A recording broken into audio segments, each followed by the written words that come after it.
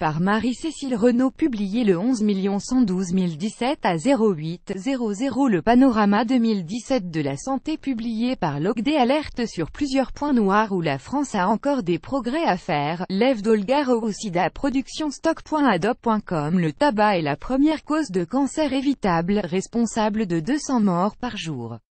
Nous sommes aussi parmi les plus gros buveurs de l'OCDE, avec l'équivalent de 100 litres de vin par an par habitant. Les Français sont plutôt bien lotis, ils jouissent d'une espérance de vie 82,4 ans de 2 ans supérieure à la moyenne de l'OCDE et d'un système de santé certes coûteux mais plutôt performant.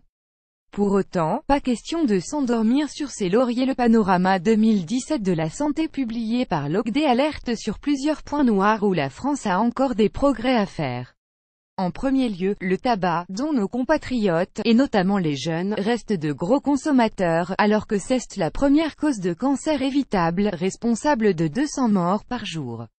Cela tombe bien, Agnès Buzyn, la ministre de la Santé, a décidé d'augmenter le prix du paquet de cigarettes à 10 € progressivement d'ici à 2020.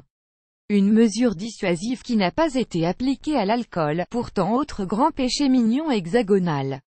Les Français fument, boivent, restent après les Grecs les plus gros consommateurs d'antibiotiques avec 11,9 litres d'alcool pur consommés par habitant chaque année, soit l'équivalent de 100 litres de vin. Les Français restent parmi les plus gros buveurs de l'OCDE, 9 litres en moyenne.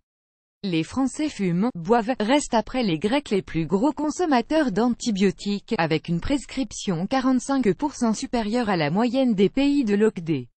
Or, les antibiotiques ne devraient être prescrits qu'en cas de nécessité impérative pour éviter le développement de souches bactériennes résistantes.